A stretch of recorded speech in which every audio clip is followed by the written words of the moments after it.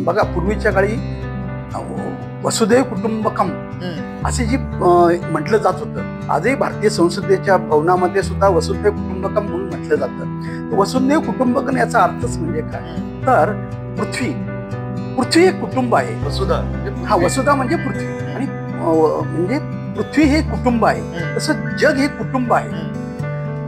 तर याच्यामध्ये पूर्वीच्या ऋषींनी आपल्यावर असा एक प्रयोग केला म्हणजे काय, तर तो प्रयोग असा आहे की प्रत्येक मनुष्यातील आचार, विचार आणि पद्धती आणि भगवंत एकच असला पाहिजे.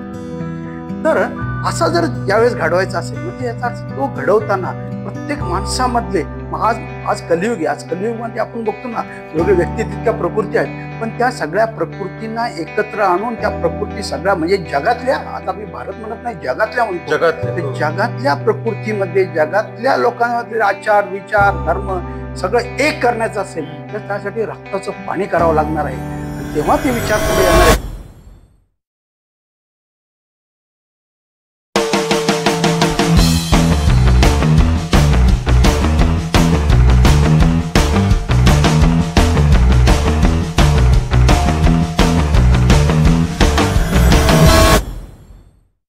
नमस्कार मंडळी, स्वागत आहे आपलं आम्ही बिघडलो या आमच्या चॅनलमध्ये. आम्ही बिघडलो या चॅनलमध्ये मुलखा वेगळी माणसं या सदरामध्ये आपण अनेक वेगवेगळ्या विषयांवरती काम करणाऱ्या व्यक्तिमत्वांना भेटत आहोत. त्यांचं जे कार्य आहे ते जाणून घेण्याचा आपण प्रयत्न करत आहोत, जेणेकरून हे त्यांचं जे कार्य आहे हे आपल्या समाजासाठी, विशेषतः तरुण पिढीसाठी आणि एकंदरीतच सगळ्या समाजासाठी प्रेरणादायी असं ठरावं, ह्या अपेक्षेने आपण वेगवेगळ्या व्यक्ती ज्या आहेत त्यांच्यासोबत संवाद साधत आहोत. त्यांची कार्यपद्धती, त्यांनी केलेल्या कार्याचा समाजावर होणारा परिणाम आणि मग त्याच्यातूनच नवीन काहीतरी चांगलं घडून यावं या दृष्टिकोनातून ह्या आपण अशा प्रकारच्या मुलाखती घेत आहोत. सर्वांना जिजामाता जयंतीनिमित्त हार्दिक शुभेच्छा. तसंच आज विवेकानंद जयंती देखील आहे, त्यानिमित्त देखील सर्वांना खूप खूप शुभेच्छा. आणि जसं विवेकानंद जयंती आहे हा राष्ट्रीय युवा दिन म्हणून देखील साजरा केला जातो, तर राष्ट्रीय युवा दिनाच्या देखील सर्वांना खूप खूप शुभेच्छा. आता आपण आपले आजचे जे प्रमुख पाहुणे आहेत डॉक्टर मिलिंद भोसुरे यांचे आज ओळख करून घेऊ. नमस्कार सर. नमस्कार.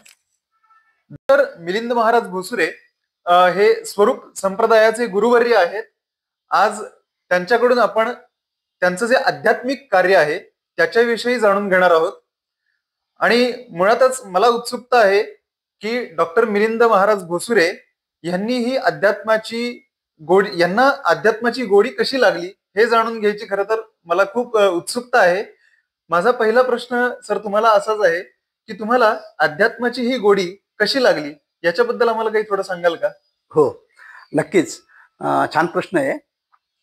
तर आमचे आई आणि वडील या स्वरूप संप्रदायामध्येच होते आणि त्यांच्यापासून जे बालकडू म्हणतात ते बालकडू आम्हाला त्यांच्यापासून मिळालं. सन 1992 रोजी आम्ही हा स्वरूप संप्रदायाचा अनुग्रह घेतला आणि मग अनुग्रह घेताना तो अनुग्रह काय आहे, वेदातलं तत्वज्ञानाने ते समजून घेऊन आम्ही त्याची वाटचाल पुढे चालू केली. त्याचा अभ्यास चालू केला, वेदांचा अभ्यास केला, शास्त्रांचा अभ्यास केला आणि असं करता करता आम्ही तो अभ्यास पुढे चालू ठेवला. अच्छा, म्हणजे तुम्हाला लहानपणापासूनच म्हणजे घरातच हो, घरात अध्यात्माची गोडी आधी आई वडील हे अध्यात्माच्या क्षेत्रात कार्यरत होते. हो, कार्यरत होते आणि मग तिथून तुम्हाला त्यांच्याकडूनच आपण एक प्रकारे म्हणू की दीक्षा मिळाली. हो, अनुग्रह मिळाला. 1992 साली मिळाला आम्हाला.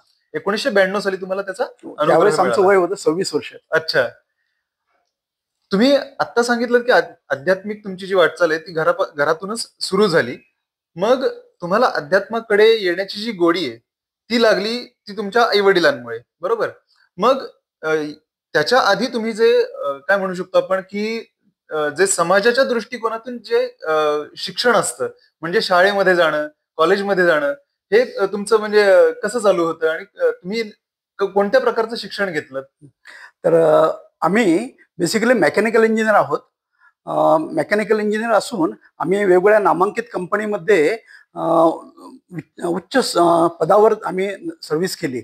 म्हणजे आम्ही जनरल मॅनेजर होतो, प्लॅन्ट हेड होतो, अशा वेगवेगळ्या स्तरावर आम्ही काम केलं. असं काम करता करता म्हणजे म्हणतात ना, संतांनी म्हटले प्रपंच करता करता परमार्थ करावा, तसं आम्ही संसार करता करता प्रपंचामध्ये ही गोडी लागली आणि नोकरी आणि अध्यात्म याची सांगड घालून दोन्हीही सायमल्टेनियसली आम्ही चालू ठेवलं. म्हणजे ते आपण म्हणतो की बॅलन्स हो, करणं. बॅलन्स. तर बऱ्याच वेळा काय असतं की आपण तो एखाद्या गोष्टीला जर छंद असेल, आवड असेल, मनापासून इच्छा असेल, तर वेळ असली की सवड मिळते. आणि नक्कीच त्यामुळे आम्ही वेळात वेळ काढून एवढी सगळी मोठमोठी जबाबदारी आमच्या नोकरीमधली, परत घरची प्रापंचिक जबाबदारी, दोन्ही जबाबदारी सांभाळत आम्ही अध्यात्माची वाटचाल आणि अध्यात्माचा अभ्यास आम्ही चालू ठेवला.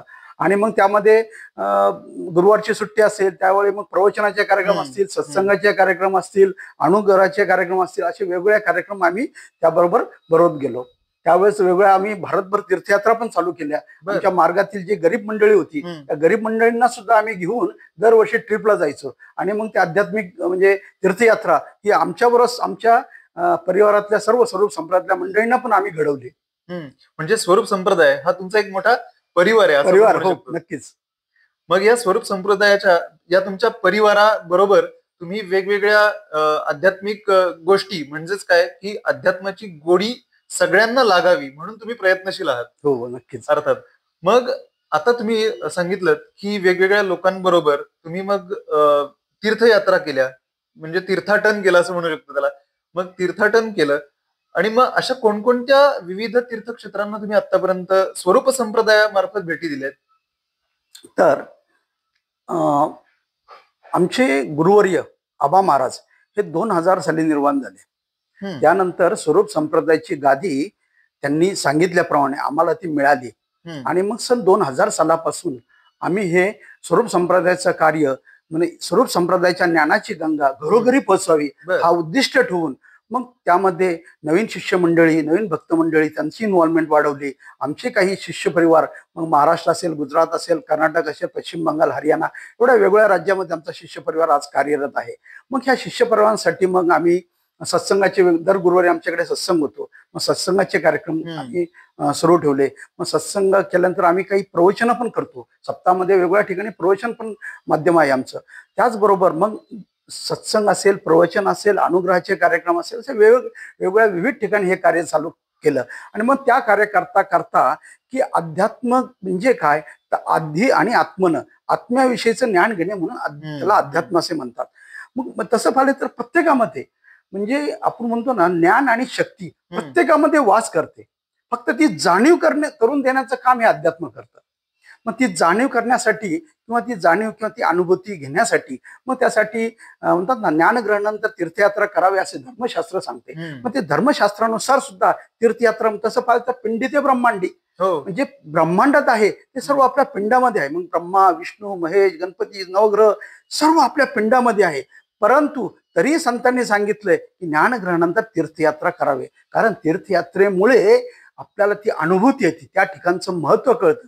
म्हणून आम्ही आमच्या सगळ्या शिष्यांसाठी आम्ही त्यांना घेऊन दरवर्षी तीर्थाटन केलं. मग त्याच्यामध्ये 4 धाम यात्रा असतील, वेगवेगळे सर्व म्हणजे भारतभर ते जो सर्व आतापर्यंत आम्ही सर्व लोकांना ते दर्शन घडवलं. आम्हालाही ते दर्शन मिळालं आणि अशा प्रकारे त्या तीर्थयात्रा फार सफल झाल्या. त्यामुळे आजही कधी आमचे शिष्य परिवार किंवा आमचे भक्त मंडळी त्यावेळेस आठवण काढतात. खऱ्या अर्थाने ते आम्ही आणि स्वस्त दरामध्ये गरिबांसाठी, म्हणजे जास्त खर्च न करता कुठे हे करता स्वस्तामध्ये जेवढ्या तीर्थयात्रा होता येईल तेवढा आम्ही प्रयत्न केला. आणि ते आज मंडळी आमची खुश आहेत. त्यामुळे अजून त्यांचं इन्व्हॉल्वमेंट आमची वाढलेली आहे.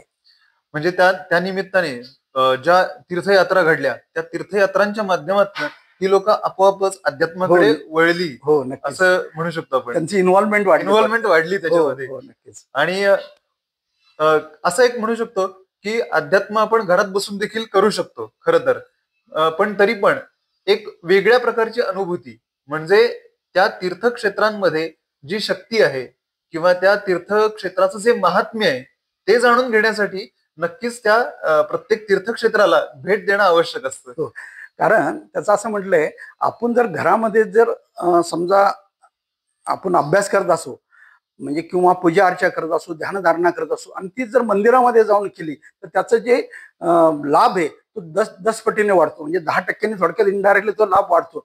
तेच जर मंदिराच्या ऐवजी अजून आपण तीर्थाच्या ठिकाणी जाऊन ते ध्यानधारणा केली, तो स्नानाचं महत्व किंवा दान धर्माचं महत्व किंवा त्या तीर्थस्थळाचं महत्व आणि तिथे जाऊन केलं, आणि तिथे कसं असतं ते सामूहिक वातावरण असतं. कधीही प्रार्थना किंवा एखादं ध्यानधारणा ही एकट्याने करण्याऐवजी ती सामूहिक केली तर सामूहिक त्याचं महत्व हे नेहमी जास्त वाढतं. आणि कारण त्या म्हणजे ना प्रत्येक माणसाच्या मागे वलय असतं, तर तिथं सामूहिक वलय ही एकत्र येतात आणि ती ऊर्जा ही आपोआप म्हणजे ना संतांच्या जवळचा वाराही गेला तरी त्याच्यामध्ये लाभ मिळतो. तसं त्या तीर्थाच्या जवळचं ते तो जो लाभ आहे तो लाभ नक्कीच आपल्याला अनेक पटीने मिळतो.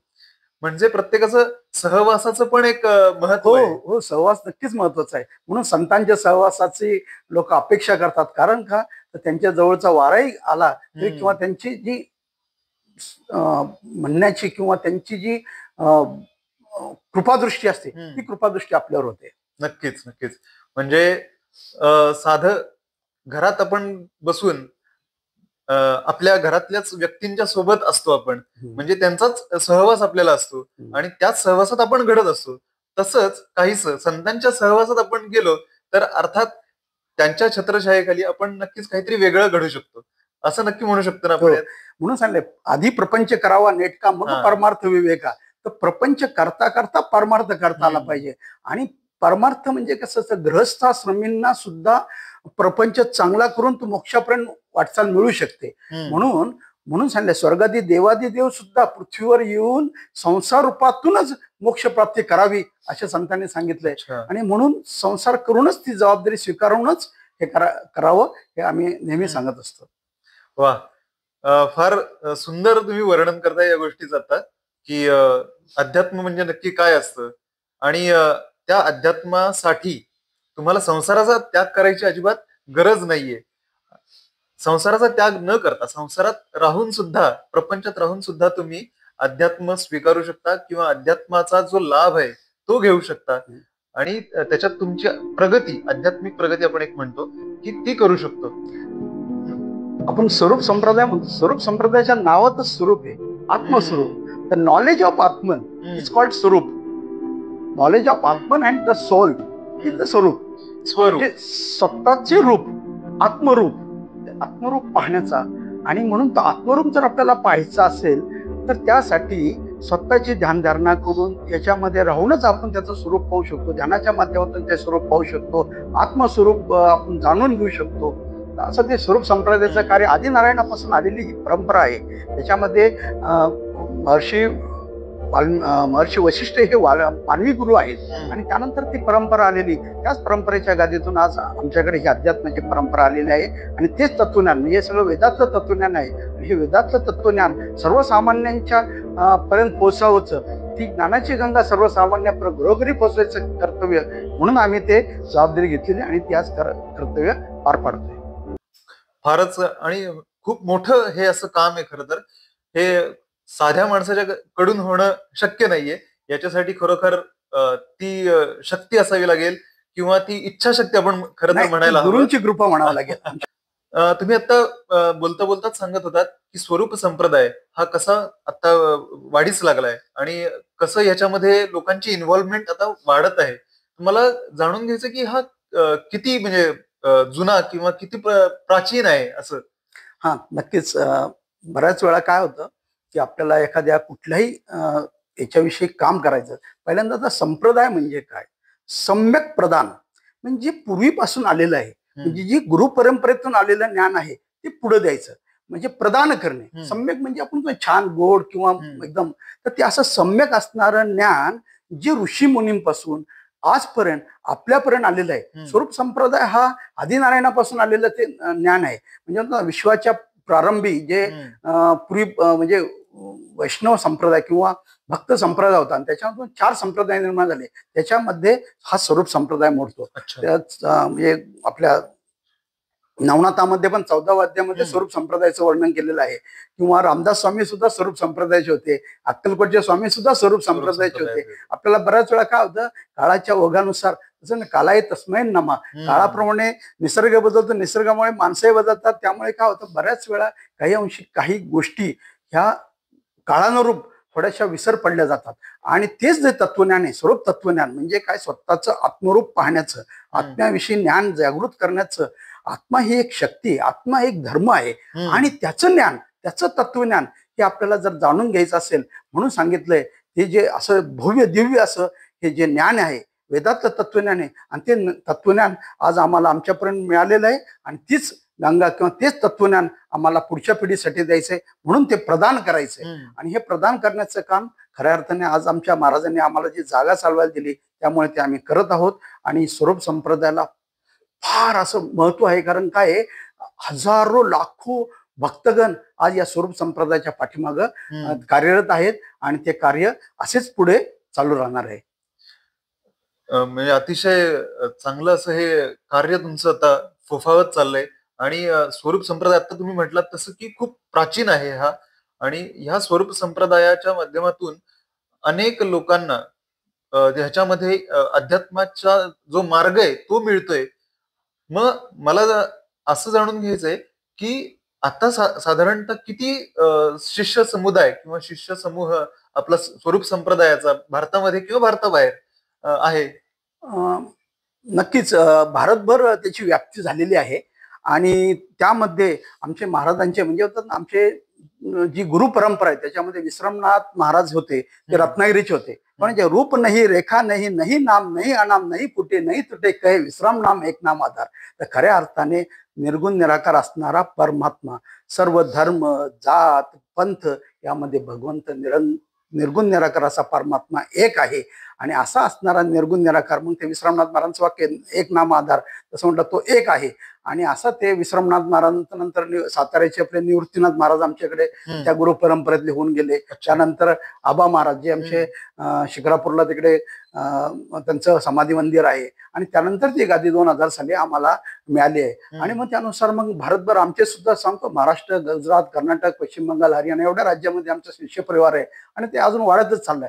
जणू काही त्याची व्याप्ती आता भारतभर आहे, परंतु ती जगाच्या पलीकडे, जगाच्या पातळीवर नेण्याचं काम सुद्धा आम्ही चालू आहे. त्यामध्ये आम्ही आमच्या याच्या माध्यमातून, नोकरीच्या माध्यमातून तैवान असेल, जपान असेल, कोरिया असेल, दुबई असेल, वेगवेगळ्या देशामध्ये सुद्धा आम्ही भ्रमंती करून तिथे सुद्धा ज्ञानधारेचं कार्य किंवा प्रचार प्रसाराचं काम केलेलं आहे. World book of record London तर्फे आमची नोंद झालेली आहे. शिवाय आम्हाला PhD मिळालेली आहे, डॉक्टरेट मिळाली, तर ते अध्यात्मामध्येच मिळालेली आहे. स्पिरिच्युअलिटीमध्येच डॉक्टर ऑस्ट्रेलिया युनिव्हर्सिटीची ती मानद PhD आम्हाला मिळालेली आहे. शिवाय पंडित दीनदयाळ उपाध्यायतून मधून आम्हाला विद्यावाचस्पती पण पुरस्कार आहे. अशा वेगळ्या पुरस्कारांनी आमचं ते समाज म्हणजे व्याप्ती वाढलेली आहे. ते कार्य चालू आहे, लोकांपर्यंत पोहोचवण्याची आमची धडपड आहे. आणि तोच कार्य आम्ही घेऊन तो असा चालवत आहोत.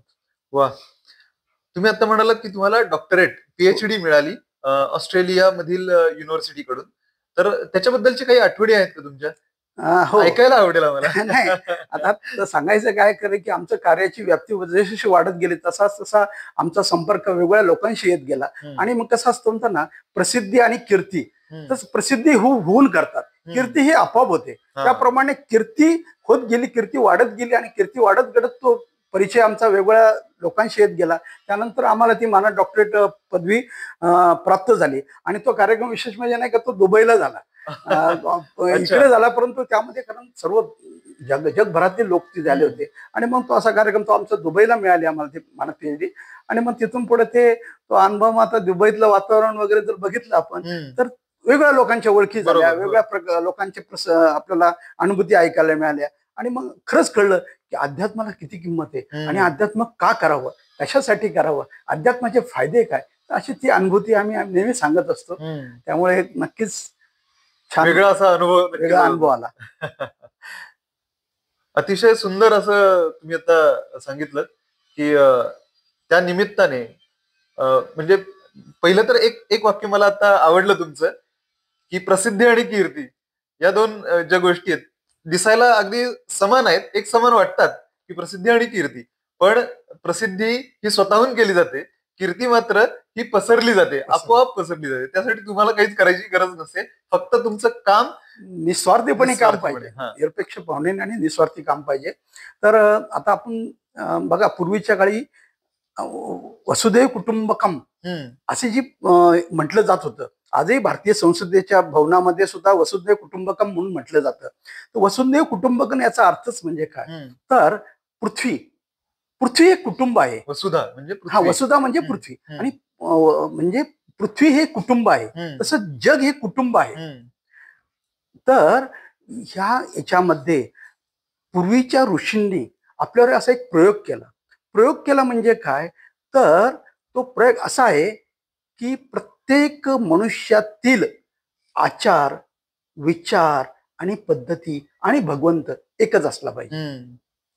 तर असा जर ज्यावेळेस घडवायचा असेल, म्हणजे याचा अर्थ तो घडवताना प्रत्येक माणसामधले आज आज कलियुग आहे, आज कलियुगमध्ये आपण बघतो ना, वेगळे व्यक्ती तितक्या प्रकृती आहेत, पण त्या सगळ्या प्रकृतींना एकत्र आणून त्या प्रकृती सगळ्या म्हणजे जगातल्या, आज आम्ही भारत म्हणत नाही, जगातल्या म्हणतो, जगातल्या जगातल्या प्रकृतीमध्ये जगातल्या लोकांमधले आचार, विचार, धर्म सगळं एक करण्याचं असेल तर त्यासाठी रक्ताचं पाणी करावं लागणार आहे, आणि तेव्हा ते विचार पुढे येणार आहे. पण त्या ऋषींनी जे आपल्याला जे वसुधैव कुटुंबकम हे जे संस्कृत श्लोक आहे त्याच्यातून जे आपल्याला ज्ञान दिलेलं आहे, तर त्याचीच धडपड आज आम्ही आमच्यामध्ये ठरवली. आणि हे स्वरूप संप्रदायाचं तत्वज्ञान सुद्धा तेच सांगतं.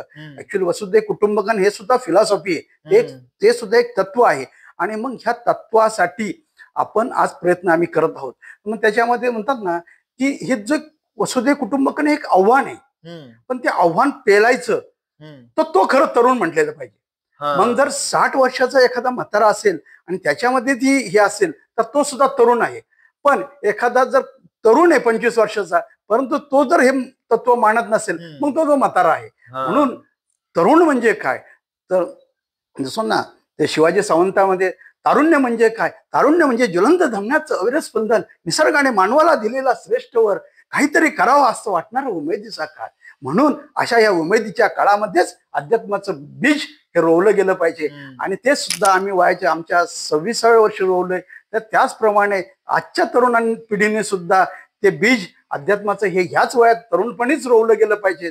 त्यामुळे ही जी वसुधैव कुटुंबकम जी पद्धत आहे, हा जगामध्ये हे तत्वज्ञान जर आपल्याला अनुभवायचं असेल किंवा लोकांना सगळ्या माणसातला माणूस आणि माणसातलं देवत्व उभं करायला पाहिजे. आज खऱ्या अर्थाने म्हणतो ना, पिंडी ते ब्रह्मांडी कुठेच काही नवं, सर्व काही आपल्यामध्ये. तसं कोणताही मनुष्य हा वाईट नसतो, परिस्थिती त्याला वाईट बनवते.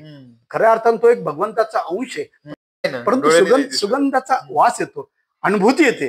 तसं भगवंत हा सुद्धा दिसत नाही, परंतु त्याचं अस्तित्व मात्र आपल्याला नक्कीच जाणवतं. त्यामुळे भगवंताच्या अस्तित्वाची जाणीव, अनुभवाची जाणीव आपण नक्कीच करून घेतले पाहिजे. म्हणून आमचं नेहमीच सांगतो की तरुणांनी आज अध्यात्माकडे वळावं, तरुणांनी त्याचा उपदेश करावा. आणि हे जे तत्वज्ञान आहे वसुधैव कुटुंबकम, आणि त्यामध्ये आचार, विचार, पद्धत हे सर्व एक आहे. मग त्यातला तो जमतात ना, आजकाल काय होतं, सगळी पिढी चमत्काराकडे हे निघालेली, पण चमत्कार नाही हो.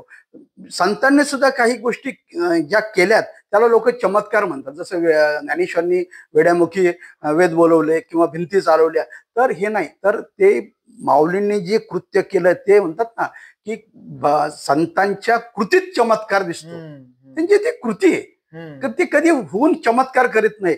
पण आज समाज हा चमत्काराच्या मागे नक्कीच लागलेला आहे, परंतु त्यांना पैसा आणि प्रसिद्धी याच्या मागे न लागता त्यामुळे ते मनशांती हरून बसलेले आहे. पण ती मनशांती हरून असल्यामुळे काय करायचं, तर अध्यात्मामुळे तुम्हाला मनशांती मिळते. म्हणून सांगा, ती जर मनशांती जर तुम्हाला मिळायची असेल तर तुम्ही अध्यात्माकडे तुमचा कल हवायला पाहिजे. वा, म्हणजे अध्यात्म आणि आपण हे वेगळे नाहीतच आहोत. हो, नक्कीच नाही, नक्कीच नाही. म्हणजे अध्यात्म हे अगदी जन्मलेल्या बाळापासूनच सुरू होतं असं म्हणायला हरकत नाही. हो, नक्कीच. कारण जन्म आणि मृत्यू दोन्ही आपल्या हातात नाहीये, तो येतानाच येतो. म्हणून सांगितलं 3 प्रकारची कर्म आहेत, प्रारब्ध कर्म, क्रियमान कर्म आणि संचित कर्म. संचित कर्म म्हणजे कितीतरी आयुष्याचं किंवा कितीतरी आपल्या जन्माचं ते जे गाठोडं असतं ते घेऊन आपण ते कर्माचं गाठोडं आणि त्यातलं काही कर्म आपण घेऊन प्रारब्ध कर्म घेऊन मनुष्य जन्मामध्ये येतो आणि मग मनुष्य जन्मामध्ये जे कर्म करतो ते क्रियमान कर्म. तर अशा प्रकारे जर आध्यात्मिक तुमचं जर हे असेल आपण नशीब म्हणतो. काय नशीब म्हणजे काय? पूर्वी केलेल्या कर्माची फळं.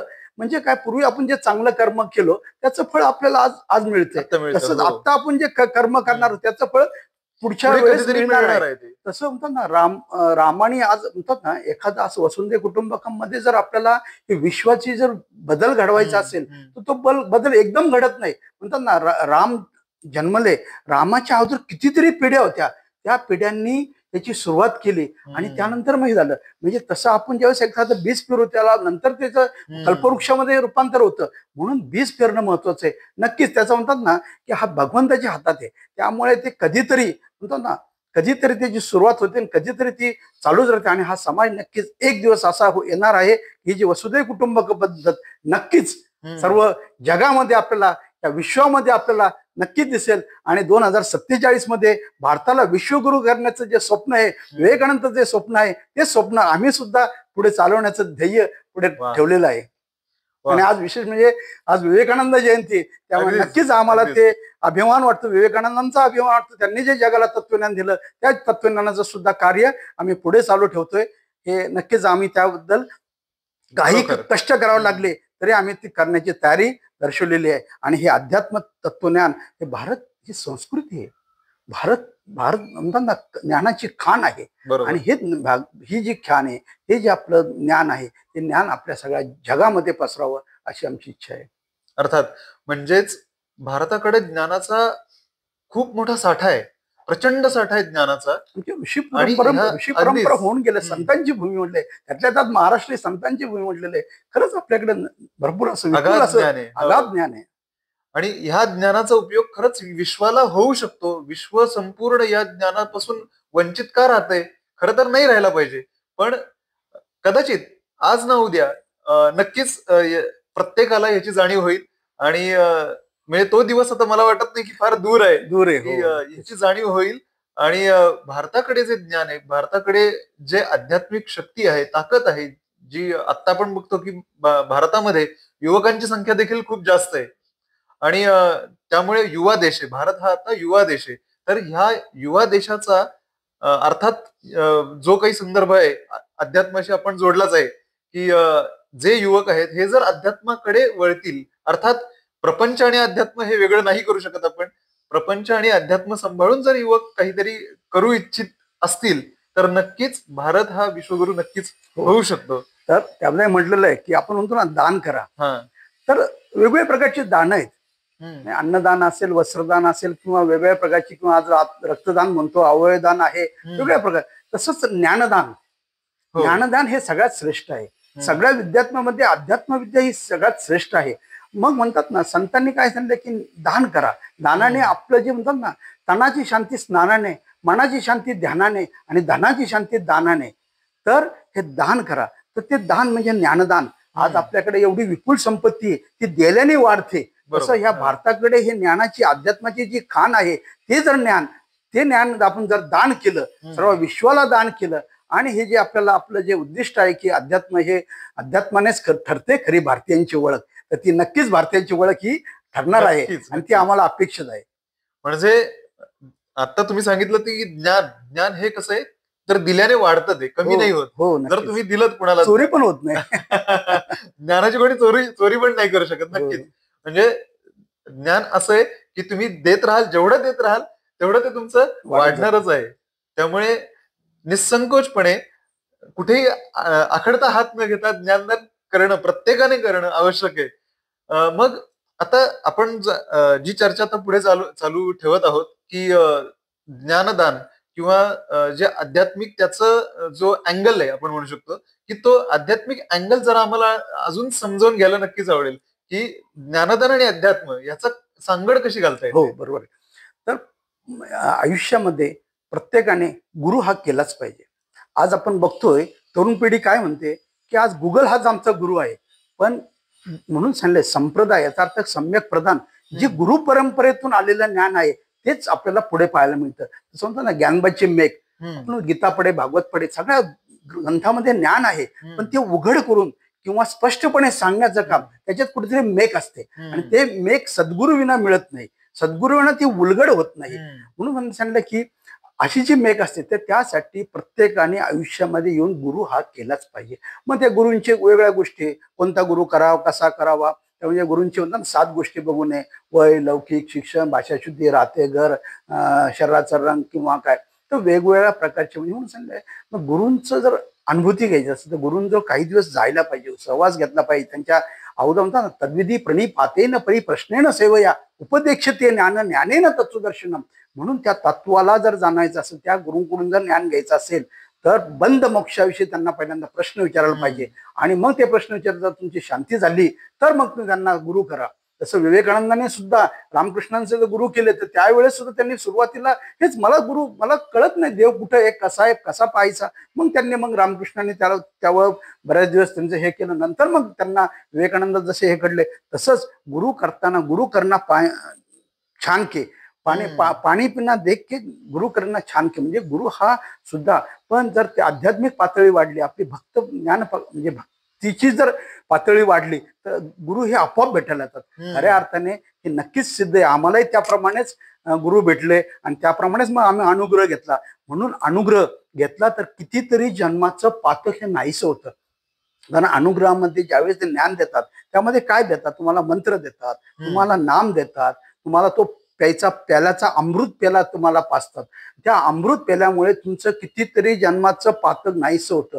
खऱ्या अर्थाने तो तुमचा आध्यात्मिक दिवस नाही, तो वाढदिवस असतो. अच्छा, आपण वाढदिवस हे आपले जन्माला हो, आपण जन्माला आल्यानंतर वाढदिवस साजरा करतो, पण तो आध्यात्मिक वाढदिवस म्हणतात. तो आध्यात्मिक वाढदिवस खऱ्या अर्थाने खरंच तुमचा पुनर्जन्म होतो. कितीतरी जन्माचं पातक नाहीच होतं, आणि मग तुमचं शुद्धीकरण होतं ना. शुद्धी ही फार महत्वाची. मग ती अनुग्रहातून शुद्धी मिळते, आणि एकदा का शुद्धी मिळाल्यानंतर तुमचं सगळं शरीर पवित्र होतं, तन पवित्र होतं, ज्ञान म्हणजे सगळं हे होतं, आणि मग हळूहळू तुमची प्रगती ही पुढे वाढत जाते. म्हणून अनुग्रह म्हणून अनुग्रह घेणं हे गरजेचं आहे. शास्त्रामध्ये सांगितलं निगुराचं तोंड सुद्धा पाहू नये, ज्याला गुरु नाही त्याचा तोंड सुद्धा पाहू नये. म्हणून सांगितलं प्रत्येकाने आयुष्यात एक गुरु केला पाहिजे, पण तो गुरु ओळखून करायला केला पाहिजे, तत्वज्ञान केला पाहिजे. मग त्याच्यामध्ये म्हणतात ना, अनुग्रह कधी घ्यायचा, वेदामध्ये काही दिला, 2 प्रतिपदा, 2 अष्टम्या, 2 चतुर्दशा, अमावस्या, पौर्णिमा, कर्क संक्रांत, मकर संक्रांत, या दिवशी वेद मंत्राची संता देऊ पण नाही आणि घेऊ पण नाही. असं हे तत्वज्ञान आहे. म्हणून अनुग्रह कधी मिळतो, कोणाकडून मिळतो, कसा मिळतो. आमचं एक अनुग्रह नावाचं पुस्तक आहे.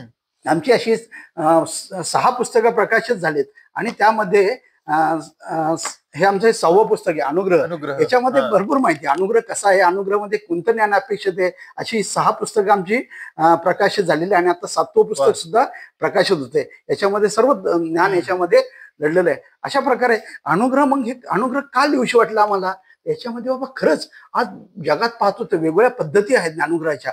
अनुग्रहातून काय मिळणार आहे, कोणतं तत्वज्ञान मिळणार आहे, तर हे वेदातलं तत्वज्ञान आणि हे जे ऋषी परंपरेतलं आलेलं तत्वज्ञान आहे. ही फिलॉसॉफी म्हणजे काय कुठली मॉडिफाईड किंवा काय कलियुगानुसार केलेली नाही. ती जी परंपरेने आलेले ज्ञान आहे, परंपरेतून आलेलं तत्वज्ञान आहे, ते तत्वज्ञान हे समाजा पुढे गेलं पाहिजे. आज समाज घडला पाहिजे. समाज घडतो म्हणजे काय म्हणतात ना, वसुधैव कुटुंबकममध्ये ते सांगितलंय, समाज, ह्या समाजाची जी इच्छा आहे, समाज हा बदलला पाहिजे. समाज बदलण्याची ताकद ही अध्यात्मामध्ये. म्हणून माणूस सुद्धा, माणसातलं देवत्व हे प्रत्येकाला माहिती आहे, मी देव आहे असं प्रत्येकाला वाटतं, पण कधी कधी त्याची अनुभूती येते. पण जेव्हा म्हणतात प्रत्येकाच्या अंगामध्ये ज्ञान आणि शक्ती हे ऑलरेडी वास करते. ती फक्त जागृत करायचं काम, ते वृद्धिंगत करायचं किंवा जाणून घ्यायचं काम ते अध्यात्म करतं. म्हणून अनुग्रह करा.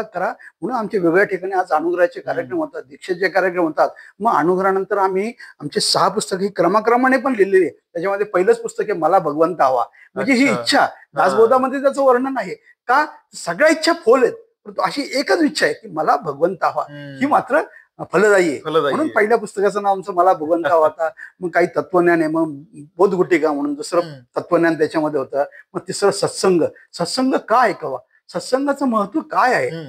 म्हणतात ना वशिष्ठ मुनी आणि विश्वामित्र, तर जसं पूर्वी म्हणतात ना शेष नागाच्या डोक्यावर पृथ्वी आहे, पृथ्वीला सांगितलं थोडंसं वर हो, तर विश्वामित्र म्हटले माझ्या कितीतरी याचं पुण्य मी तुम्हाला अर्पण करतो, पृथ्वी थोडं शेषनागाच्या डोक्यावरून थोडी वर हो, तर ती झाली का?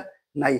पण वशिष्ठ मुनी काय म्हटले, माझ्या एक घटिका 24 मिनिटं एका घटिकेचे पुण्य मी तुला अर्पण करतो, तू वर हो, तर ती वर झाली. असं हे सत्संगाचं महत्व आहे. हा. म्हणून सत्संगामध्ये ज्ञान द्विंगीवत होतं. आणि मग हे जर अनुग्रह घ्यायला पाहिजे, सत्संग घ्यायला पाहिजे, ज्ञानग्रहण म्हणून 3 प्रचिती सांगितल्या. शास्त्र प्रचिती, गुरु प्रचिती आणि आत्मप्रचिती. आत्मप्रचिती. शास्त्राचा सुद्धा आधार घ्यायला पाहिजे, गुरुंकडून ते ज्ञान घ्यायला पाहिजे. मग गुरूंनी दिलेलं ज्ञान आणि शास्त्रातलं ज्ञान या दोन्हीवर ठाम झालं की मग तुम्हाला स्वतःची आत्मप्रचिती ही अनुभवास मिळते. आणि मग त्या प्रचितीचा लाभ होतो आणि तुमच्यातलं देवत्व हे वा. प्रगट होतं. फार सुंदर सांगताय. आणि आता पण तुम्ही म्हणजे जो उल्लेख केलात की शास्त्र प्रचिती, गुरुप्रचिती आणि गुरुप्रचिती आणि आत्मप्रचिती. तर शास्त्र प्रचिती याबद्दल पण थोडस मला जाणून घ्यायचंय. म्हणजे आपण आजकाल तरुण पिढी किंवा एकंदरीतच म्हणजे विज्ञानाकडे बघण्याचा जो दृष्टिकोन आलाय वेगळा, अर्थात तो चांगलाच आहे. पण मग विज्ञानाकडे बघता बघता आपण आपलं परंपरागत जे ज्ञान आहे ते मागं कुठेतरी सोडतोय का, असं तुम्हाला वाटतंय का? की काही म्हणजे असं काहीतरी हो, मिसमॅच हो, होत आहे का हो, काही? हो. कारण हे 21वे शतक आहे. नक्कीच हे विज्ञानाचं शतक आहे. आणि ह्या विज्ञानामध्ये जसं काळानुसार म्हणजे बदल झालाय. आज पूर्वी बघतो आपण महिलांना सुद्धा घरामध्ये वेगळी कामं करताना फार त्रास व्हायचा.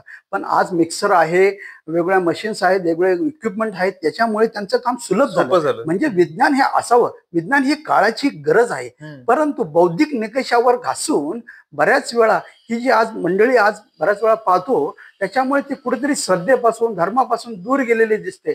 मग त्यासाठी आता काय होतं, आपण प्रत्येकाच्या हातात मोबाईल पाहतो, मोबाईललाच गुरु केला, गुगललाच गुरु केला असं वाटतं. परंतु ते ज्ञान त्याच्यातून मिळत नाही. त्यामुळे वाचन संस्कृती ही हळूहळू दूर होत चालली. तर वाचन करायला पाहिजे. कारण ज्यावेळेस आपण वाचन करतो त्याच्यामुळे आपली सगळी इंद्रिय, त्याच्यात मेंदू असेल, डोळे असेल, मन असेल, सगळे एकाग्र होतात आणि त्याचं ते कॉन्सन्ट्रेशन होऊन त्यामुळे म्हणतात ना, ऐकल्यापेक्षा ज्यावेळेस स्वतः आपण त्या वाचनाच्या माध्यमातून ते ज्ञान ग्रहण करतो, ते ज्ञान डोक्यामध्ये परफेक्ट बसतं. आणि वाचन हे महत्वाचं आहे. आणि मग त्याच्यामध्ये 6 शास्त्र, 18 पुराण, 4 वेद, 64 कला, या सगळ्याचा अभ्यास जर आपण केला तर थोडक्यात काय ती शास्त्र प्रचिती. कारण काय, श्रुती आणि स्मृती, उपनिषदे आणि धर्मग्रंथे यांचं वाचन हे केलंच पाहिजे. त्यामुळे आपल्याला जे ज्ञान मिळालंय, गुरुंकडून जे तत्वज्ञान मिळालेलं आहे, त्या तत्वज्ञानांची सांगड ही आपण जर शास्त्रामध्ये घेतली तर नक्कीच ते आपल्याला काय होते, ठाम होते. आणि मग त्याची ती प्रचिती येते. म्हणून हे ज्ञान शास्त्र प्रचिती नक्कीच महत्वाची. बऱ्याच वेळा काही अंशात उलट पण होतं. कधी काही गुरु मिळतात, नंतर ते शास्त्राकडे वळतात. परंतु जर स्टेप म्हटली तर पहिली शास्त्र प्रचिती आधी, मग गुरु प्रचिती. कारण शास्त्रामुळे गुरु कसा करावा, कोणाला गुरु करावा ही मिळते. आणि त्या अभ्यासामुळे त्यांचं पुण्य वाढतं. पुण्य वाढलं की नक्कीच त्याला गुरु आपोआप भेटतात म्हणतात. मग ती शास्त्र प्रचितीतून गुरु प्रचितीहून आत्मप्रचिती असा अनुभव यायला, तो तसा प्रवास आहे त्याचा. असा तो प्रवास आहे. ते जे स्टेप आहेत, स्टेप बाय स्टेप गेलेलं कधी चांगलं कधी. पण काहीकांचं नशीबच चांगलं असतं, पूर्वजन्मीचं सुकृत असतं म्हणतात ना, त्याप्रमाणे त्यांना कधी गुरु अवधार मिळतात. आणि मग गुरु नंतर ते शास्त्र प्रचिती सुकडे वळतात. कारण ते ठाम होतं आणि मग तो स्वतःचा त्यांचा आत्मप्रचितीचा रस्ता तो आधीच खुला झालेला असतो. तो आज्ञाजन्मी झाला, आज्ञाजन्मीचं ते कर्म म्हटलं गेलं. गुरुवर्य, तुम्हाला एक प्रश्न मला आत्ता विचारावा असं वाटतंय. आपण वेगवेगळ्या विषयांवर आता बोललो की अध्यात्म कोणकोणत्या दृष्टीने महत्वाचं आहे आणि कसं महत्वाचं आहे हे सगळं आपण सांगितलं. तर अजून एक मला छोटासा प्रश्न असा पडला की मनशांती ही आध्यात्मिक मार्गाने, कारण आपण मगाशीच वर्णन केलं होतं की आधी आत्मन, याचाच तो जोड शब्द अध्यात्म असा आहे. तर मग मनशांती आणि अध्यात्म ह्याचा आपण कसा विचार करू शकतो, कोणत्या अनुषंगाने आपण त्याचा विचार करू शकतो? नक्कीच छान प्रश्न आहे. आज या 21व्या शतकामध्ये आपण ज्यावेळेस वेगवेगळ्या क्षेत्रामध्ये आपण कर्तव्य करतो, कर्म करतो, त्या कर्मकर्तामध्ये बऱ्याच वेळा आपल्याला म्हणजे आजकाल बघतो, आजकालचे जे डिसिजन्स बघितले त्याच्यामध्ये मग हायपर टेन्शन असेल, हे असेल, डायबिटीस असेल किंवा वेगवेगळ्या रोगांना आपण सामोरं जातोय. त्याचं एकच कारण की आपण स्वतःला मी समजतो, हे मी करतोय. त्यातला कुठेतरी हा मी बाजूला सराप आहे. कारण करता करवत्ता भगवंत तो आहे, तो तुमच्याकडून करून घेतो. फक्त हा जर भाव ठेवून, कारण काय किती संकट नुसतं जर टेन्शन घेतलं आपण तर त्याचा उपयोग आहे का हो? कार्य होणार आहे का? नाही. त्यामुळे शांत मनाने, शांत चित्ताने, संयम ठेवून आपण एखादं कर्तव्य केलं आणि ते कर्तव्य जर भगवंताला अर्पण केलं, तो आपल्याकडून करून घेतो असं जर मानलं, मग त्याच्यामध्ये सुख असेल ना तर दुःख असेल, सुख आणि दुःखामध्ये समान राहता आलं पाहिजे. मग ही जी त्यामुळे ती जी मनशांती हरवलेली आहे, आज स्वास्थ्य बिघडते. स्वास्थ्य बघायला मन हे एक 11वं इंद्रिय म्हटलेलं आहे. 10 इंद्रिय आणि 11वं मन. 11वं मन, हे मन सुद्धा हे दिसतं का? मन हे एक अवयव आहे का? मन सुद्धा एक 11वं इंद्रिय म्हटलेलं आहे. मग 11व्या इंद्रियावर, कारण हा मनावरचा जर आमच्या स्वरूप संप्रदायाचं ब्रीद वाक्यच ते, जेथे मन लय पावते तेथे मी घेऊन जातो. मग मनाचा लय झाला पाहिजे. मग मनाचा लय ज्यावेळेस होतो तो कधी होतो? तो ध्यानातून होतो. आणि ते ध्यानाच्या माध्यमातून, कारण भगवंत हा उघड्या डोळ्यांनी दिसणार नाही. ज्या वेळेस आपण डोळे बंद करून ज्यावेळेस ध्यानधारणा करतो, आपण मंत्र जप करतो, नामस्मरण करतो, आणि त्या मंत्राच्या आणि नामस्मरणाच्या शक्तीमुळं आपलं स्वास्थ्य आणि आपलं जे म्हणतो ना, जी कार्यपद्धती ती सुधारवण्यास आपल्याला मदत होते. आणि नॅचरली आपलं म्हणतो ना, एका दिवसामध्ये किमान 60,000 विचार येतात. 60,000. त्यामुळे ते 60,000च्या विचारांचं चक्र, आणि ते चक्र कुठंतरी थांबलं झालं पाहिजे. बऱ्याच वेळा आपण झोपायला जातो पण तो झोप येत नाही, कारण का? मनाचे चक्र. म्हणून जिथं मन हे लय पावलं पाहिजे, मन स्वस्थ झालं पाहिजे. आणि मनाला जर किंवा शरीराला तन आणि मन हे जर सुदृढ असेल तर खऱ्या अर्थाने माणूस सुदृढ राहतो. आणि मनशांती ही ध्यानाच्या माध्यमातून मिळते. आम्ही सुद्धा योग पंडित पर्यंत शिक्षण केलंय, कारण त्याच्यामध्ये हेच आहे, यम, नियम, आसन, प्राणायाम, प्रत्याहार, धारणा, ध्यान, समाधी. पण आज यूज पासून, यूज हा संस्कृत वर्ड आहे, यूज पासून योगा झालाय. आज योगा म्हणतो तो यूज म्हणजे जोडणे, योग म्हणजे तो जीवाला शिवाशी मिळवण्याचा हा योग म्हटलेला आहे. तो योग जुळून येतो. आणि हे जे जोडण्याचं काम आहे, जीवाला शिवाशी जोडण्याचं काम आहे, तर ते हे गुरु करून देतात. म्हणून ते अध्यात्म श्रेष्ठ आहे. आणि मग जर अध्यात्म माणूस जर प्रवृत्ती असेल तर अध्यात्माच्या प्रवृत्तीमुळे मनशांती ही आपाप मिळते. आणि मग त्याच्यामध्ये म्हणतो ना, आज सगळे आसन आणि प्राणायाम, तिसरी आणि चौथी पायरी हो. यम, नियम, आसन, प्राणायाम, प्रत्याहार, धारणा, ध्यान, समाधी, शेवटचे 3 स्टेज आहे त्या फार महत्वाच्या आहेत. धारणा, कुठेतरी आपली एक धारणा पाहिजे, भगवंतावर धारणा पाहिजे, आपल्या ज्ञानावर धारणा पाहिजे, आपल्या विचारावर धारणा पाहिजे. आणि मग ते धारणेतून ध्यान मिळतं. म्हणजे म्हणतात ना, प्रत्येकाला आयुष्यामध्ये कुठेतरी एक ध्येय पाहिजे, आणि ते ध्येय प्राप्ती करता हे जे धारणा, ध्यान आणि समाधी, कारण कुठेतरी धारणा पाहिजे की नाही, मला हे काहीतरी अचीव करायचंय. मग ते अचीव करण्यासाठी ती धारणा झाली. म्हणजे त्याच्यानुसार आपण प्रयत्न करायला लागतो. प्रयत्नानुसार त्यानुसार आपलं एक उद्दिष्ट समोर, डोळ्यासमोर येतं. आणि मग उद्दिष्टामधून ध्यान होतं. मग सारखं ध्यान, मला हे करायचंय, मला हे घडवायचंय, मला हे मिळवायचंय. मग तो ध्यान लागतो, सारखा ध्यास पाहिजे. तो ध्यासच आपल्याला काहीतरी करून घेऊ शकतो. आणि मग असं धारणा, ध्यान आणि मग समाधी अवस्था, मग ती खऱ्या अर्थाने ती अचिव्हमेंट होते.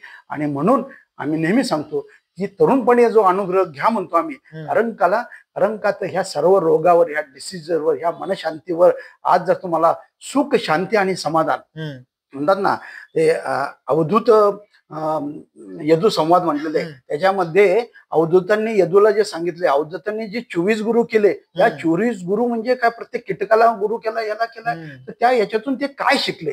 म्हणून आयुष्यामध्ये सर्वांनी विद्यार्थी दशा ही कायम ठेवली पाहिजे. आज शेवटच्या श्वासापर्यंत सुद्धा आपण काय शिकलं गेलं पाहिजे. शिक्षण हे महत्वाचं आहे. आणि मग ही मनशांती जी आपण हरवून बसलेलो आहोत, ती आज परत मिळवायचं असेल तर तरुणपणीच आपण अध्यात्माकडे वळलं पाहिजे. आध्यात्मिक साधना आपण आपल्या अंगी बाळगली पाहिजे.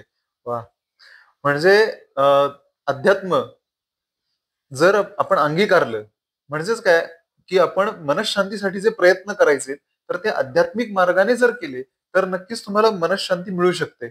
आणि मनशांती असेल तर अर्थात आपली सगळीच कार्य सफल होतात. किंवा त्याच्यात कितीही अडचणी आल्या तरी ती त्याच्यावर मात करण्याची शक्ती, मनाची जी शक्ती आहे ती नक्कीच आपल्याला त्यातनं मिळते असं म्हणायला हरकत नाही. हो, नक्कीच. कारण देव ही एक शक्ती आहे. बऱ्याच वेळा का ना, लोकांना देव म्हणजे काय, आपले आता आपण जे 33 कोटी देव पाहतो त्याच्यामध्ये आता भगवंताला एवढे तोंड आहेत किंवा एवढे हात आहेत, एवढं आहे, तर ही सगळी भगवंताची रूप आहेत. खरं पाहिलं भगवंताचे अंश आहे. म्हणून तो सगळ्या कार्याला आपण गणेशाची पूजा करतो. तर तो गणेश म्हणजे नेमकं काय? ज्ञानेश्वरीमध्ये पहिलेच अध्याय सुरू आहे. नमो जी अद्या वेद प्रतिपद्या जय जय संसंविदा देवा तुझी गणेशू. हा गणेश कोण आहे हो? तिन्ही गणांचा पती तो गणपती. तिन्ही गण कोणते? मनुष्यगण, देवगण आणि राक्षसगण. अच्छा. खऱ्या अर्थाने ह्या तिन्ही मध्ये फरक नाहीये. आज आपण म्हणतो ना वेगवेगळे, आता शंकर तपश्चर्याला बसतात, मग ते कोणते नामस्मरण करतात, ते कोणत्या देवाची धारणा करतात, ते कोणता मंत्र जप करतात, ते कोणतं नाम जप करतात. तर अशा अर्थाने म्हणजे ते जे करतात ते आपल्याला करता आलं पाहिजे, तो मंत्र आपल्याला मिळाला पाहिजे, ते नाम आपल्याला मिळालं पाहिजे. म्हणून म्हणजे मग देवाचं आपल्याला म्हणजे 33 कोटी देवगण ते सुद्धा देवाचे अंश आहे. बरोबर. मनुष्यगण सुद्धा देवाचा अंश. पूर्वीच्या काळी राक्षसगण सुद्धा त्या निर्गुण निराकारची भक्ती करून ते आत्मज्ञान आत्मसात करत होते. म्हणून सांगितलं मनुष्यगण, देवगण आणि राक्षसगण असे हे 3 गण. आणि ह्या तिन्ही गणांचा पती तो गणपती, त्यालाच म्हणतात निर्गुण निराकार परमात्मा. आणि ती एक शक्ती आहे.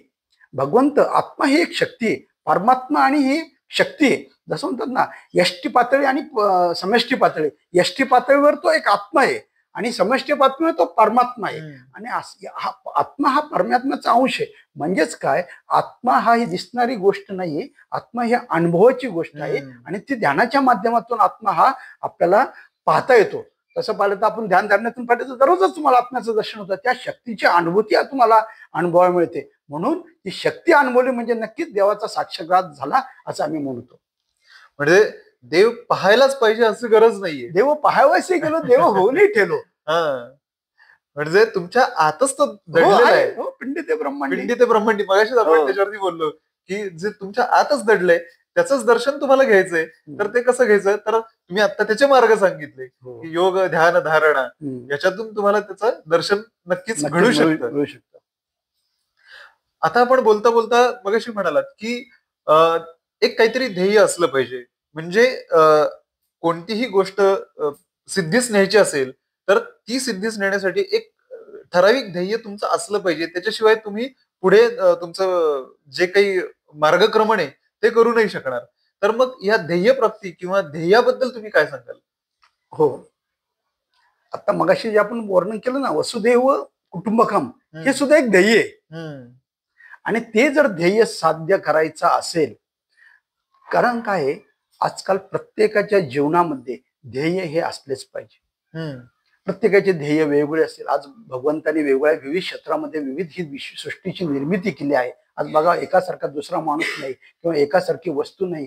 किंवा आज बघतो आज जगामध्ये सृष्टीमध्ये वेगवेगळ्या प्रकारची माणसं आहेत. शास्त्रज्ञ आहे, संत आहेत, वेगवेगळ्या क्षेत्रातले आहे, वेगवेगळ्या कोण कला क्षेत्रात 64 कला म्हणतो, त्यात सगळ्या वेगवेगळ्या विविध क्षेत्रातली मंडळी आज आपल्याला पाहावयास मिळतात.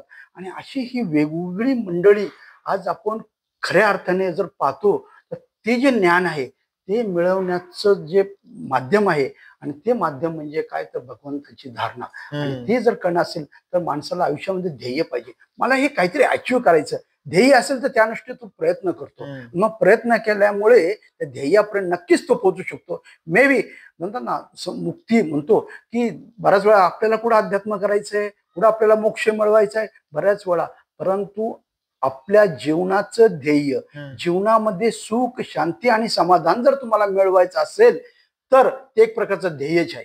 कारण बऱ्याच वेळा ही सगळी धडपड कशासाठी चालली? सुख, शांती आणि समाधान मिळण्यासाठी धडपड चाललेली आहे. म्हणजेच याचा अर्थ तुमचं ध्येय काय, हे तुमचं ध्येय आहे. आणि ते जर ध्येय तुमचं असेल आणि ते जर अचीव्ह करायचं असेल तर नक्कीच अध्यात्माची तुम्हाला मदत होऊ शकते. म्हणून तुम्ही अध्यात्माकडे वळलं पाहिजे. कारण काय प्रयत्न आणि अध्यात्म हे 2 गाडीची चाकं म्हणलेली आहेत. किंवा काय प्रयत्नही करायला पाहिजे आणि अध्यात्मही करायला पाहिजे. दोन्हीची संगड घातली ती गाडी व्यवस्थित चालते. पण विना ध्येयाचा कुणीही माणूस आयुष्यामध्ये सक्सेस झालेला नाही. आजपर्यंत आपण जगामध्ये एवढी जी मंडळी आज पाहायला मिळतो, वेगळे शोध झाले, वेगळे माध्यम झाले, वेगळ्या क्षेत्रामध्ये लोक आज पुढे गेलेत. ते कशामुळे? ध्येयवेदी, वेडी म्हणतात त्यांना. वेडी नाही, खरंच समाजाच्या दृष्टीकोनातून वेडी असली तरी ते ध्येयवेडी असतात. आणि ध्येयवेडी माणूसच त्याचं ध्येय साध्य करू शकतात. आणि म्हणून असं ध्येय वेळ झालं पाहिजे. आणि ध्येय हे नक्कीच असलं पाहिजे. त्याच्यामध्ये प्लॅनिंग असेल.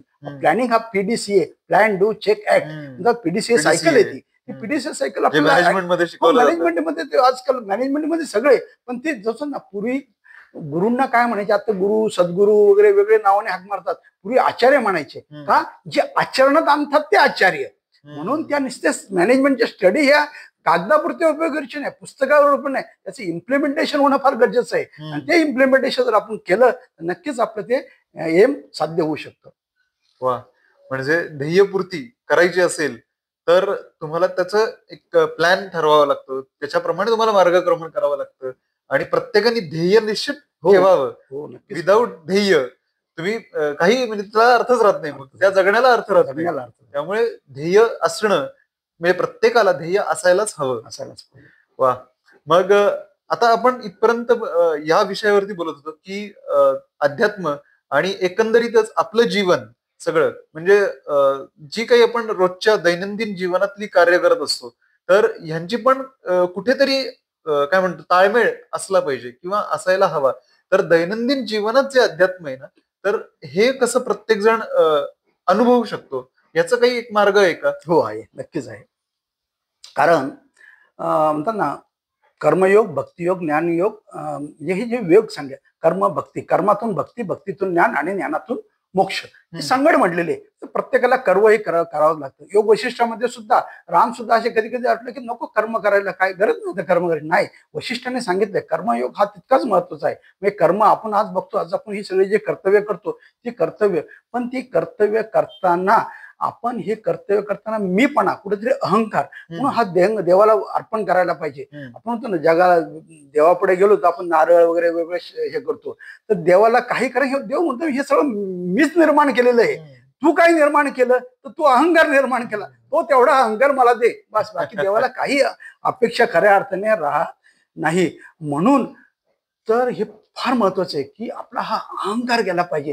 हे कर्तव्य आज आपण करत असताना दिवसभर कर्तव्य करायचे. सकाळी उठलो तर म्हणतो ना, कराग्रे वसते देवी कर्मदे सरस्वती कर मुले गोविंदम, म्हणतो ना, तर तसंही ते म्हणून आपण सुरुवात करायला, प्रभाते करदर्शनम करायला पाहिजे. म्हणजे प्रत्येक आपण कृती करतो ती भगवंताला स्मरून. अन्न हे पूर्ण ब्रह्म म्हणून दुपारी जेवायला पाहिजे, संध्याकाळी अन्न हे पूर्ण म्हणून आपण घरामध्ये सकाळी देवदर्शन करायला पाहिजे, संध्याकाळी झोपताना पण करायला पाहिजे. दिवसभर जे कर्म झाले भगवंता, हे कर्म हे आज आपली तुझ्या कृपेमुळे झालीत, ही सर्व कर्म भगवंता तुला अर्पण असं म्हणून जर आपण संध्याकाळी मग निजायला झोपायला गेलो, झोपही छान लागते, सर्व कर्म भगवंताला अर्पण होतात.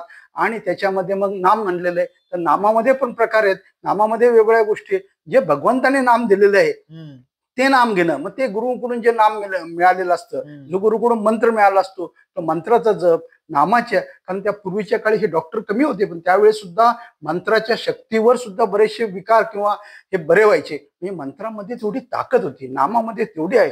राम नाम ठग ठाकुर और चोर, जसं नाम पे ध्रुव प्रल्हाद तर गए वही एक नाम है और. म्हणून ध्रुव प्रल्हाद जे आढळस्थान आहे, आढळस्थान म्हणतो ना, सलोकता समीपता स्वरूपताना सायुज्यता, ती सायुज्यता मुक्ती आहे, आढळस्थान आहे. तर त्यांनी कोणतं नाम घेतलं?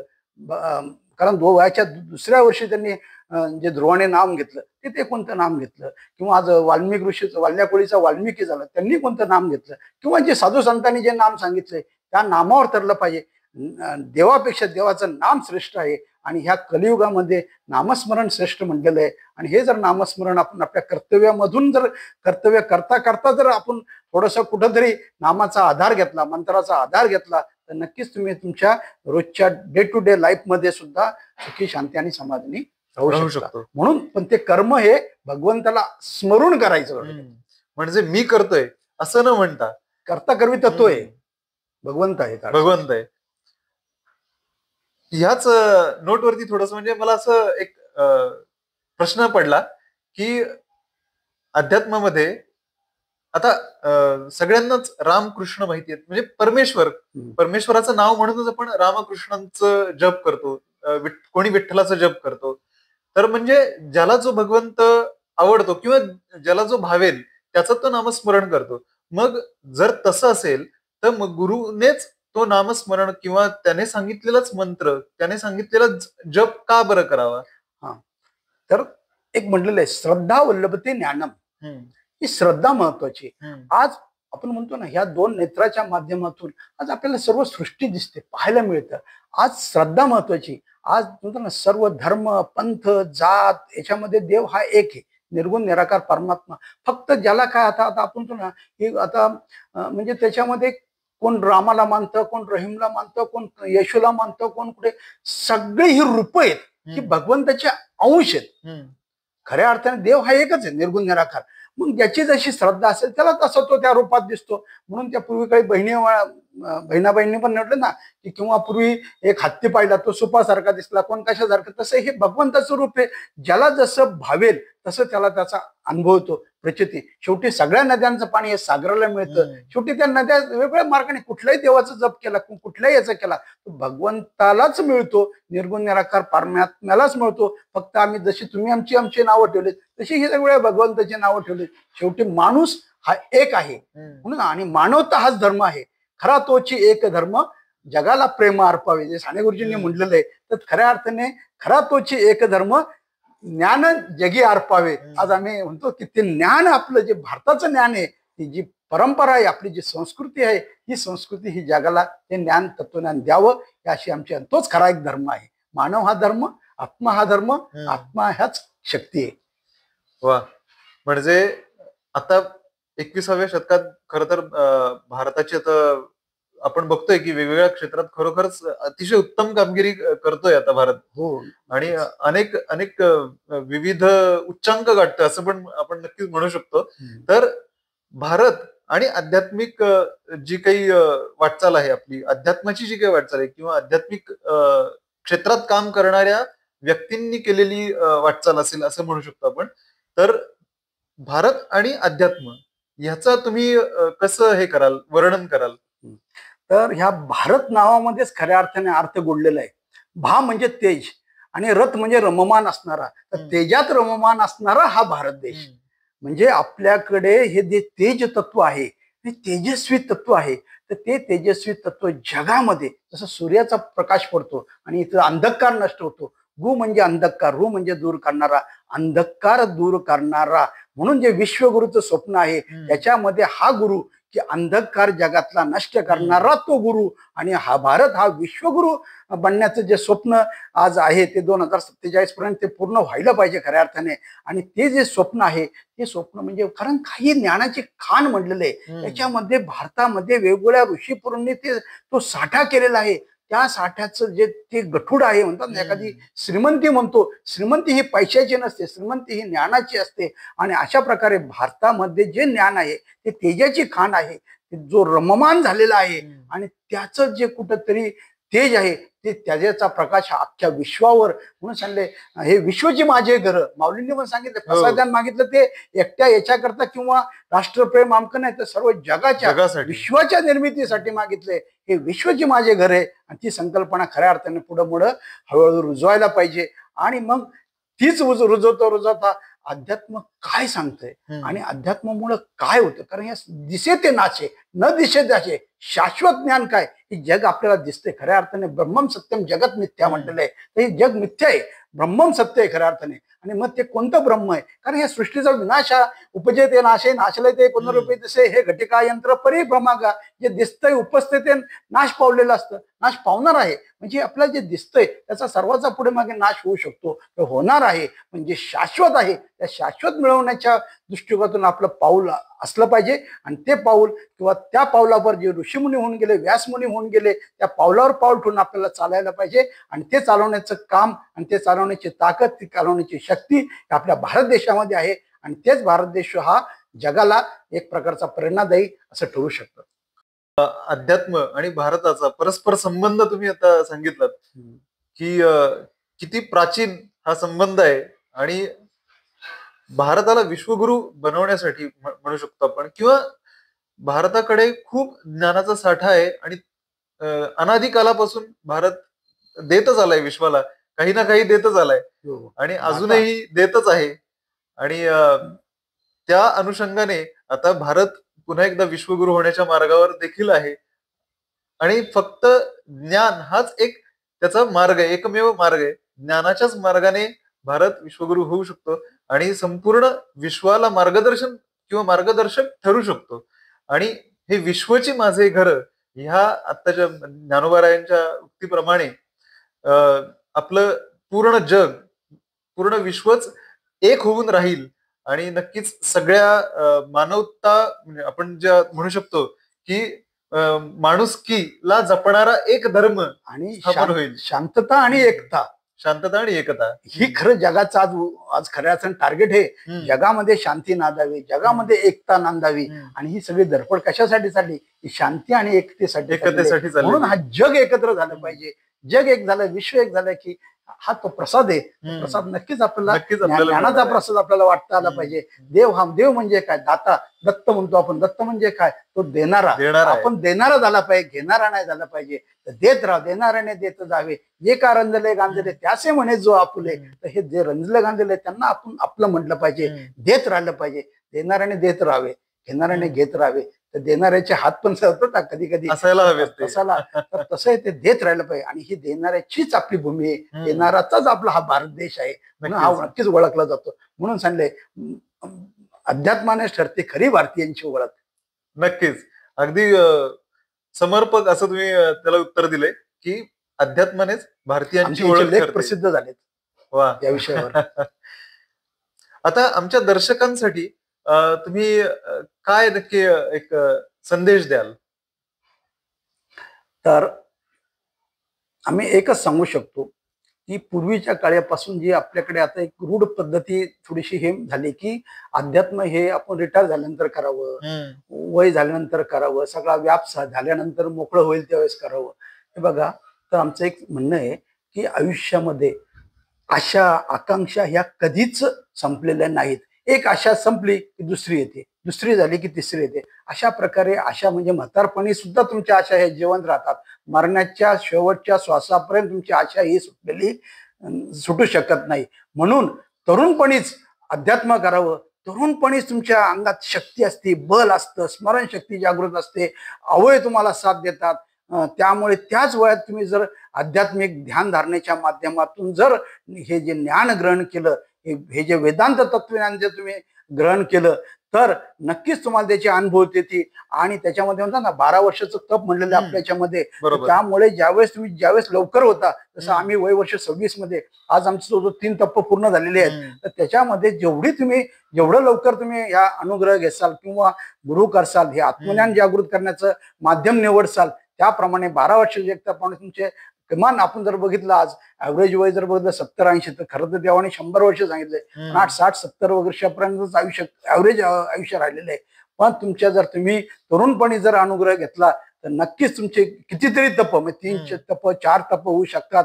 आणि शेवटच्या श्वासामध्ये भगवंताचं नाम घेऊन जर तुमचं हे शरीर संपलं, यासाठी केला होता अट्टाहास, शेवटचा दिन गोड व्हावा. शेवटचा दिन गोड होणे म्हणजे काय? तर भगवंताच्या नामात हा शेवटचा श्वास गेला पाहिजे. तर तुमच्याने खऱ्या अर्थाने तो मोक्ष आहे. म्हणून कृपया सर्वांना विनंती करतो की आपण सर्वांनी तरुणपणीच मार्ग घ्यावा, तरुणपणीच अनुग्रह घ्यावा, तरुणपणीच गुरु करावा आणि ही आत्मदर्शन आत्मशक्तीची अनुभूती घ्यावी, असे आम्ही सर्वांना आवाहन करतो. खूप सुंदर वर्णन आणि सुंदर संदेश देखील दिलात तुम्ही.